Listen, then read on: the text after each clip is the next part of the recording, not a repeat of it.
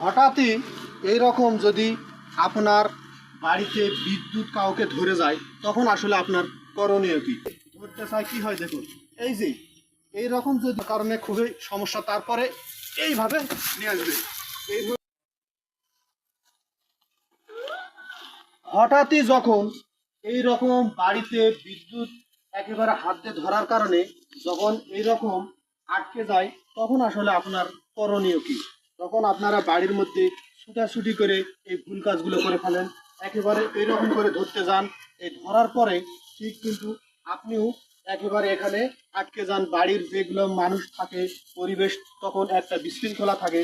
কিভাবে তাকে বাঁচা যায় দেখুন, এই যে এইভাবে যদি এসে ঠিক ধরতে যায় সেও কিন্তু বিদ্যুতের মধ্যে আটকে যাবে। আসলে সেই সময়টায় আপনারা মাথাটা ঠান্ডা রেখে একটি চিন্তা করবেন।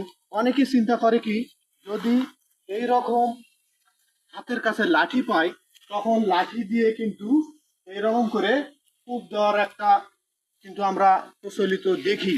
কিন্তু এই রকম লাঠিতে যখন কূপ দেয় তখন সে কিন্তু আঘাত পাবে, এটা একবারে নিশ্চিত।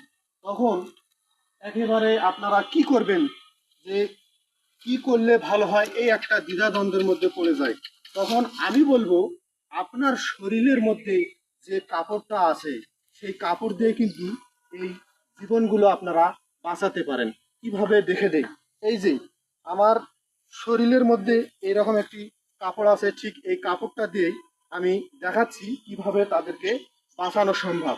আপনারা এইরকম কাপড় নিয়ে ঠিক এইভাবে এমনভাবে ধরবেন যাতে আপনার শরীরে টাচ না লাগে। ঠিক এইভাবে নেবেন, নেওয়ার পরে এইভাবে ধরে ঠিক এইভাবে নিয়ে আসবেন।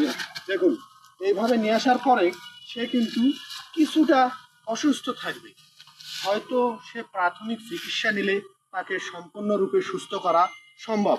তারপরে আরও যে থাকবে তাকে কিভাবে নিয়ে আসবেন আমি আপনাকে দেখাচ্ছি। দেখুন, এমনভাবে নেবেন সে যেন আপনার শরীরের সাথে কোনোভাবেই টাচ কোনোভাবে না পায়। সে একটু মোটা, তারপরে এই যে দেখুন এভাবে নিয়ে আসবেন। নিয়ে আসে তাকে যেহেতু একটু আগে ধরে তার অসুস্থতা বেশি থাকবে, এটাই স্বাভাবিক। তাকে মাথায় পানি দিয়ে প্রাথমিক চিকিৎসা অবশ্যই করবেন। এইভাবে যদি আপনারা বিদ্যুৎ থেকে রক্ষা পেতে পারেন তাহলে কিন্তু এই যে রোগীগুলা কোনোভাবেই আর ক্ষতিগ্রস্ত হবে না। এই রকম শিক্ষণীয় ভিডিওগুলো যদি প্রতিনিয়ত দেখতে চান আমার পেজটি ফলো দিবেন। যদি ভালো লাগে বন্ধুত্বর মাঝে ছড়িয়ে দিবেন শেয়ারের মাধ্যমে। অসংখ্য ধন্যবাদ আপনাদেরকে আমার পুরো ভিডিওটি দেখার জন্য।